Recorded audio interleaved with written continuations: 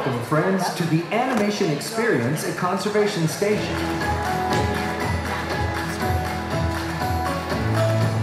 Since the 1930s, Disney animators have put their pencils to paper in service of the idea that the greatest inspiration often comes from the magic of nature. Walt Disney himself understood the importance of spending time around animals, studying their behavior and personalities in order to create realistic characters and dynamic storylines. This meeting of the human and animal worlds sparked a legacy of storytelling that has shaped our relationship with animals and conservation forever. Today we invite you to become a part of that legacy as our own Disney artists help you learn to sketch characters inspired by the very animals found here at Disney's Animal Kingdom. Get your pencils ready, because here comes our animation artist now. Good afternoon, everybody. How are we doing today? Good. Are we enjoying ourselves at Disney World today? Yes. All right. Excellent. Welcome to the animation experience here at Conservation Station. My name is Erin. Hi, Erin. Hello. I'm going to be teaching you how to draw Nick Wilde from Zootopia today. Are we excited? Yes. All right. Excellent. Now, hopefully when we came in, everyone grabbed their supplies. Everyone should have paper and pencils, right? All of their things. Good. If you need anything, if your pencil should break, your lapboard just spontaneously combusts, or you need coloring sheets or crayons, or your little ones need coloring sheets or crayons, just raise your hands up high. We've got friends around the room. We'll be able to assist you. If you need to leave during class and/or use the restroom, both the exit and restroom are in the same place. That way, through that large animal tunnel, illuminated by that red exit sign, where all of those animals are watching you and judging you and your art. Although it's mostly that one. Yeah, that one. He's kind of judgy. He's got a nice judgy face. Yeah, he'll judge you as you leave. Yep, that's the exit. Other side is an invisible force field guarded by ropes. Then we need to go over towards the invisible force field. And with all of that out of the way, since we're going to be drawing Nick from Zootopia, since Zootopia Plus just came out, we thought we'd help get you in the mood a little bit, show you a little something, introducing you a little bit to Zootopia as well as the new little mini-series. So if we would, we're going to take some time. We're going to look to our monitors and see our inspiration. Hello, everyone, and welcome to the animation experience at Conservation Station. I'm Josie Trinidad. And I'm Trent Corey. We are the directors of the upcoming Disney Plus series, Zootopia Plus, from Walt Disney Animation Studios. We both had the privilege of working on the original Academy Award-winning film, Zootopia, and are so excited to revisit some of the residents of this mammal metropolis in our new series. The original Zootopia introduced audiences to a unique world where species of all sizes live and thrive with a fun and memorable cast of characters. Zootopia Plus will dive into more of the stories of this incredible world, bringing back some familiar faces from the film, including fan favorite Flash the Sloth. That's right, and Disney Animation is no stranger to Disney's Animal Kingdom. In fact, it wasn't that long ago that the Zootopia team was sitting right where you are today during the pre-production of the original film. In developing Zootopia, many of the artists, animators, and even the directors worked on the film, visiting Disney's Animal Kingdom on a research trip to study the animals up close. This allowed them to understand the unique personalities of the animals in order to bring them to life in the movie. Perhaps you've already visited the affection section here at Rafiki's Planet Watch. It was here that the artists observed and sketched the animals' movements, fur patterns, and behaviors. We may bring these characters to life through digital animation, but it always starts with hand-drawn story sketches, visual development art, and 2D animation tests to help us define their shapes, their personalities, and movements, sometimes with the help of real-life animals inspiring us along the way. Have fun, and be sure to check out Zootopia Plus, streaming exclusively on Disney Plus. All right, are we all feeling pretty inspired now? Yes, has anyone been out to our yard yet? Yeah, a couple people? If you haven't yet, I recommend it. Go check out some of our animals that we do have out there. In the meantime, though, we're going to go ahead, we're going to get ready, and we're going to draw Nick. And if you look down at your paper, you can see we've got some guidelines on there for you already, using technology. You're welcome. We have this circle to help start us off with his head. This line that goes down the middle, that's the middle of his face. Those two are going to help us out with the eyes. And then this little hook shape, that's actually going to be his snout sticking out towards us, and that's where we're going to start. So I'm going to start by adding his nose. It'll be sitting on the bottom of that line. I'll start just kind of put a little tracing over it a bit. And we'll follow that same curve, pull out to the side, and up. And it'll bend over the top. So we have a round shape. It's not a perfect oval or a perfect circle or anything. It's this round shape with a nose. You may notice I kind of draw some of these lines nice and light, so I can then go back over and darken them in. Since I don't have a rubber thing at the end of my pencil, and you don't have a rubber thing at the end of your pencil. So if I kind of do a nice light line version first, it lets me see the line on the paper before I commit to it too much, and then I just darken in my favorite of those later sketchy lines. I'm also going to pull from the bottom a curve, kind of like a crescent moon. Maybe we'll swing over the top a little bit, separating the front face of the nose from the side and top. Then I can go in and just, if you want to, you can shade in the front of the nose and the side of the nose. It's up to you. Shading is a step that's optional, as well as one that you can always come back to later if you're ever catching up. He's got a nice dark nose. Foxes are canines like dogs and wolves, and they're known for having good sense of smell, so they've got really good smell. I'm going to go back over that little blue arch at the top. It'll give us the little snout sticking towards us. And then right underneath the nose, I'm going to add in a tiny little line. Little line there. That's the philtrum. It's a little divot a lot of animals have in their upper lip, brings moisture from their mouth to their nose. So that's going to end up connecting to his mouth, which we're going to place in next. We're going to add in his smile. And we hold this little T shape over there. That's kind of like his dimple and where his corner of his mouth is going to be. So I'll go from that little T shape. I'll pull down from that line. A little pull down a bit. Give him a slight smile. Or bend over onto that philtrum. With that little line. Then I'll do a nice light pass first. Even have it go past a little bit. So we have the other side of the snout. We'll then start to curve up as it wraps around. Once I have that, I'm going to go back over and darken that one up.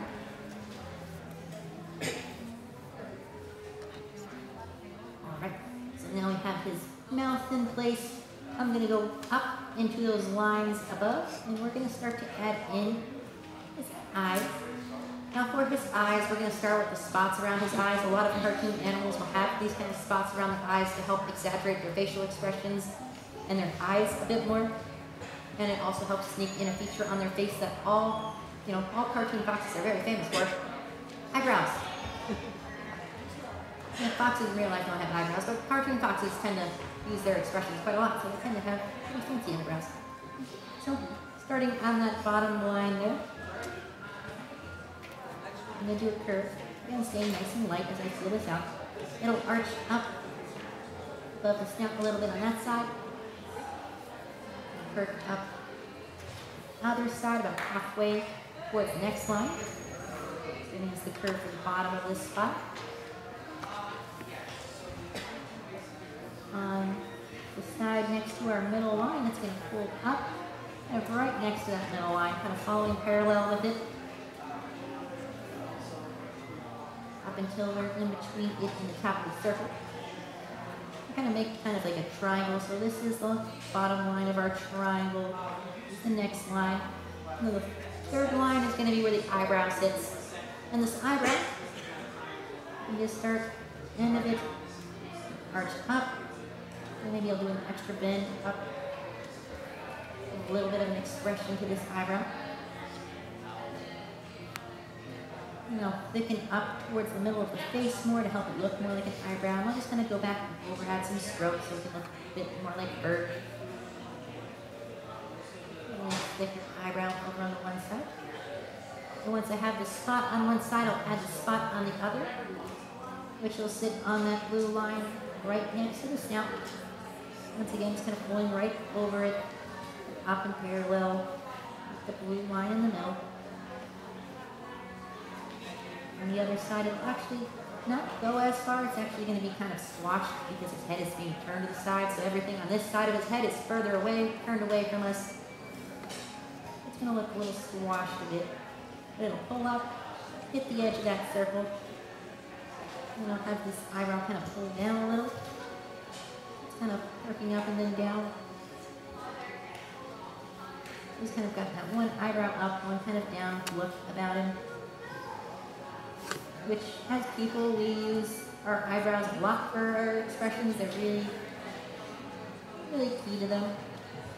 Which animals do not emote very much with eyebrows because they usually don't have eyebrows. But in Zootopia, the animals here are all also the people, so they emote with their faces just as much as we do. So they gotta have those eyebrows. All right. And once we have those spots in place, we can add the eyes in, which are going to be similar shapes. And they're going to be sitting right in between the two blue lines, which means the bottoms of the eyes are going to be touching the bottom of the spot, and the tops of the eyes are going to be right where that blue line is going through our spot. And we'll actually start up on that blue line. It's going to be a similar triangle shape to start. I'm going to pull down, pulling kind of close to that bottom, but I'm not going to go all the way just yet. One thing I'm going to do, I'm going to pull a line and right across the curved line over his eyelid, kind of drooping down. These are going to be his eyelashes. I'll thicken them up a little bit. So we're kind of closing the top of his eyelid because he's being all laid back and cool. That's how he is. And I'll just do like a little half circle at the bottom. Almost looks like a little sailboat if you just kind of left out the space between the boat and the sail. Thicken up those eyelashes a little bit more. On the other side, it's going to be the same thing. Again, just a little bit more squashed. I'll go up from that blue line. Down a little bit on either side. I'll try to have my eyelashes about as level with the eyelashes on the other side as I can. And this eye will kind of fill in most of that bottom of our little spot shape. There we go. Now that we have his eyeballs in there, we gotta add in his iris and his pupil, kind of pick where he's looking. You can kind of pick wherever you want to. If you want, I'm gonna have him looking kind of towards us. So what we'll do is over on this eye that's closest towards us, this one's gonna be kind of right in the middle. Covered up by that eyelid to kind of get that laid back look. So it's going to be a half a circle, sitting right about the middle. And I'll leave it light at first. I want to roughen both in before I commit to either one. Other side, since his head is being turned, this one is going to be kind of right up against that edge.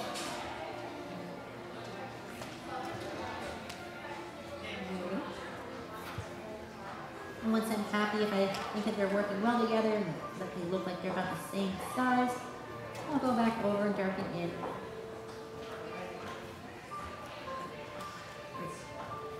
Next thing I'm going to do is I'm going to pick a side, either side, whichever side I want the sun to be on, and I'll add in a little sparkle of sunlight in his eye.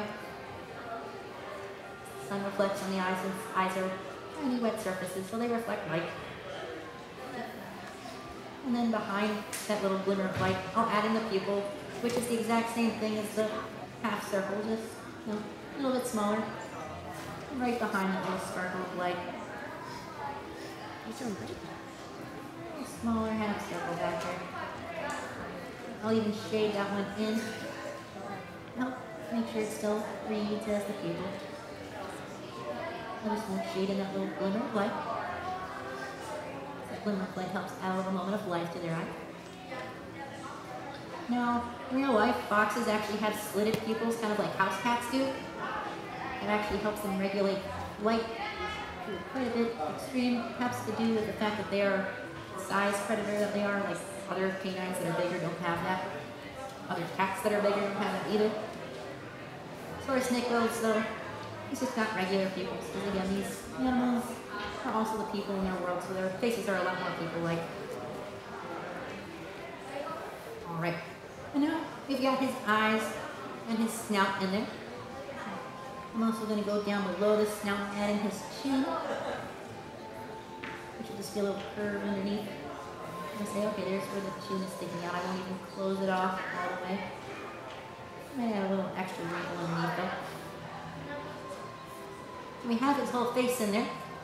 But we got to work on the shape of his head a little bit more. And in order to do that, we have to acknowledge the fact that his head shape kind of blends right into his neck, and his neck is going to blend right down into, well, his shirt collar. So we actually have to start to put his shirt collar on. We've got to start to address the shirt a little bit before we add any more to his face. So I'm going to go down to these lines we have down below. They're going to help us out with his collar. These two that are sticking up are actually the sides of the collar on either side. So I can just kind of trace those right now, leaving a little bit of leftover hanging off for now. See the sides of the collar. The little points as it folds down are going to end up on those two tiny little dashes. So what I'll do is over on this side, where that curve is actually going to give us the roundness of the shoulders. So I can follow that same curve and swing us right down to that little dash. On the other side, I'll just kind of pull right down from the bottom to that little dash. Now the top of the collar is going to be kind of parallel with those two, so if I go back up to the top, draw a line that's bouncing up that way, it's kind of going the same direction that one did. Most of the way, so we're just past being over that little dash. Other side's going to go over that way, so it's just kind of past being over, well, it's quite a bit past being over that dash. Go that way. They're not going to touch or anything, because in fact what they're going to do is they're both going to drop down like a V. It's just barely not completed. Just going to leave a little gap there. A little gap between a little V. It's going to be more of an M instead of a V. We'll go back to that little dash. Where I left off, it's going to go up, almost connect to the top, and hook down. That's the fold. Go to that little dash, go up towards the top, and then hook down. So you have the little fold in the collar now. The only reason that I've left a little gap, not connecting the two sides, is because the tie is going to cover up that gap. And I'll leave the tie for later. But now that we have the collar in place, we can kind of add in his neck and the rest of his head shape. So here's his little shirt collar. So for his head shape, he's a fox. And I know this might be shocking, but foxes have fur. So I'm going to do, I know it's super shocking.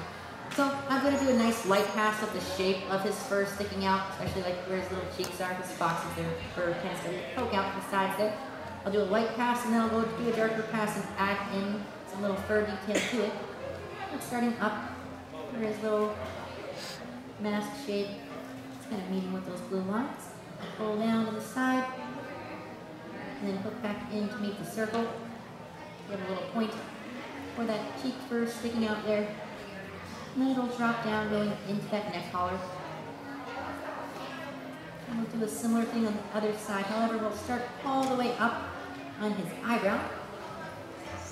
Kind of pull down, stick out, kind of bend down a little bit. And then once again, we'll pull, meet the circle, and then blend down up into that little shirt collar. Now we can kind of see where his cheeks are, where they're pulling into his collar. And once I have them roughed in, I'll go back over, darken in that fur, and I'll go back and forth a few times to add a little couple pieces to it. And add a couple lines if you want. I'm also going to go onto his neck and maybe pull a couple sticking out. Little mess there. He's not the tidiest. He's to be a little bit looser with his appearance. So a couple little pieces of fur sticking out from those cheeks. Right down the neck, maybe I'll have a couple little pieces sticking out there as well. All nice and bedhead-like. There we go.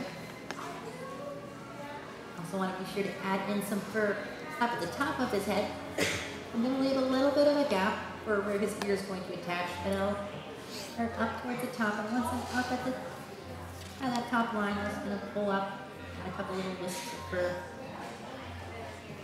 And it'll close off the head towards that eyebrow.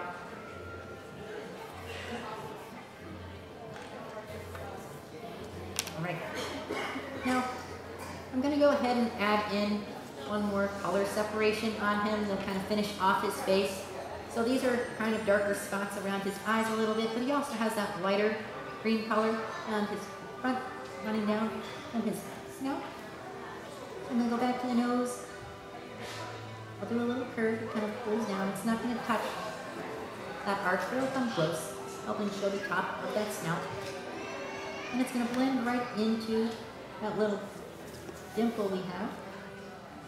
There's a lot of cartoon animals, you'll see the coloring that goes around their mouth does tend to end up around their mouth because it can help saturate their expressions, because I'll push it up a little bit over on this side to help push that smile a little bit more. It saturates the smile. And then it'll drop down, once again, just kind of tucking into his shirt. And the other side, it'll just kind of pull from that nose, wrap around, and again, pull down and tuck into that shirt.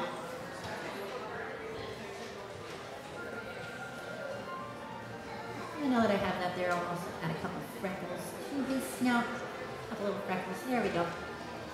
Alright, we're gonna bounce, zoom out a little bit more. So we gotta make some room so we can see his ears. Now to attach his ears, we have those little corners up on above his head. Those are gonna be for the tips of his ears. I'll start with this one. I'll just kind of follow that curve. It'll bend us down towards where that bottom line for the eyes is. Meet the head. And I'll go up and meet the top of the head on this side. Foxes have really big ears. They have really good hearing. You can hear rodents burrowing underground. Of course, there's foxes specifically like fennec foxes, bat-eared foxes that have extra big ears.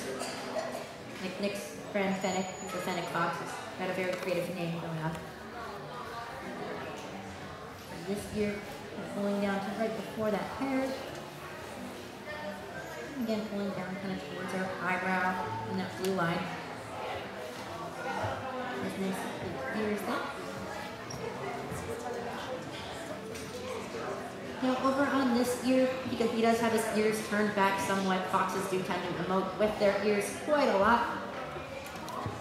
So does Nick, and his ears kind of being laid back, goes with his laid back energy. And I'm going to show a little bit of a curve for the inside edge for at least this ear. Kind of pull along that circle to start. We're going to bend in. I'm making that look a little like a tree trunk. It'll get closer and closer at the top. And just poke around. You can add in some fur in there if you want to. Little zigzags, that's up to you. Now one thing to keep in mind with his ears though, is the tips of his ears are dark, nice dark brown. So if you wanted to add like a little color line up there, little zigzags to show where the ears are going to shift to being a dark brown, you can do that. You can shade it in if you want to. Red foxes do often have like black or dark brown on the tips of their ears. But just a little thing for you to know. Nick here, he's not a red fox. No, he's actually not a red fox. So a little fun fact, red foxes are not always red. They can actually come in other colors such as black and gray and brown.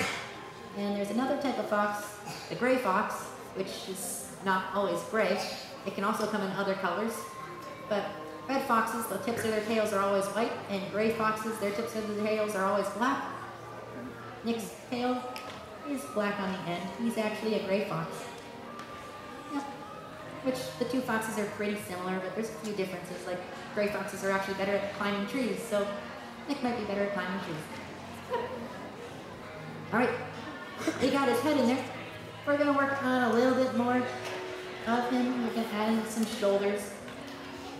Now when it comes to drawing character busts like this, actually adding in the shoulders does help add a little bit more of their personality. Again, since he's so laid back, he's going to have a little bit of a slouch going on with this shoulder, which we already can kind of see the curve of it being pushed up with that collar. I'll follow that arch, and then I'm just going to drop down with that arm. You can kind of have it fade off to the bottom, or just kind of go as far down as you feel like going.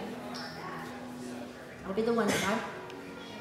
The other side, we have that tiny little leftover bit of that blue. It's kind of sticking out that way. I'm just going to have that arm just going to go off to that side. So those are the tops of the arms. Give us the other part of the arm. If I go up to this shoulder, I'm going to do a curve that kind of starts underneath it, pulling around the size of his arm, and it'll drop down. There's his sleeve, bottom of his sleeve. You can add a couple wrinkles to it if you want to. You don't have to. On the other side, to attach this arm, I first have to kind of rough in where his chest is. So we'll go kind of beside that little dash over on the right, and we'll strap down a little bit so his chest is wide enough. Not too righties, pretty thin. I'm just going to drop right down. There's his chest. And the underside of the sleeve is kind of be coming from behind it. There we go. If you wanted to add some wrinkles in there too, you can. But all that's left now is that tie that I mentioned, which his tie, again, shows quite a bit of his personality because he wears it very loose, little crooked. So right where I left that little gap, I'll draw in a curve. It can be slightly tilted for the top of his tie, just kind of hanging down there. And we're going to be drawing kind of a roundy trapezoid, or you can think of it like a rounded triangle with the bottom part shaved off. These two nuts, and we'll go two sides for the knot of the tie, pulling down, getting closer together, and close it off with a little curve down there. The knot of the tie. Since it's all nice and loose, you can see the tie pulling back behind the collar. Just try the tie sticking back behind those two folds. And then have the tie kind of bulge out a little bit as it leaves the knot. And then this kind of drops right down. Add a wrinkle in there if I want where it's coming out. If you want to decorate his tie, you're welcome to decorate it. I'm sure he's got lots of ties. This actual tie he wears in the movie has stripes on it. You can add stripes if you want. With that, you've just drawn Nick. How are we doing? How are we holding out? Good. As you finish up your drawings, take a moment to look down at them. Maybe they turned out better than you thought. Maybe you're feeling kind of proud. If that's how you feel, congratulations. You're an artist and I'm so proud of you. Or maybe you're looking down and you're just like, wow, this looks terrible. If that's how you feel, congratulations. You're an artist and I'm so proud of you. Because it doesn't matter how you feel about your work in the end, or even how it turned out that makes you an artist, but the fact you created something in the first place. So you should feel proud.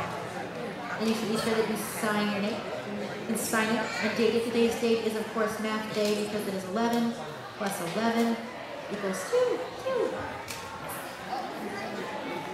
All right, everyone. It has been fun. What time is now up? Not a moment you're going to hear a voice. Not my voice, but the ethereal, disembodied from the ceiling voice. It's going to tell you it's time to leave, but it's not going to tell you what to do with all those things you currently have, so I will tell you. The pencils are yours now. If you're a gift, you're welcome. If you do not want them, though, there's a basket for them as you leave. You can place them in there as you go. Drawings are yours, of course. Cherish them. Put them on a fridge. They're fridge-worthy. And last of those clipboards. Just place them propped up right against the backs of chairs the way you found them. If everyone does it correctly, you'll have bonus points. Yes. All right, everyone. It's been fun. Hope you had fun. Come back here again sometime soon and enjoy the rest of your day, everybody. Bye-bye. Thank you all for joining us in the animation experience at Conservation Station. Please gather your personal belongings before exiting, and remember to take your artwork with you. We hope you enjoy the rest of your visit at Rafiki's Planet Lodge and the rest of your adventure here at Disney's Animal Kingdom. Goodbye.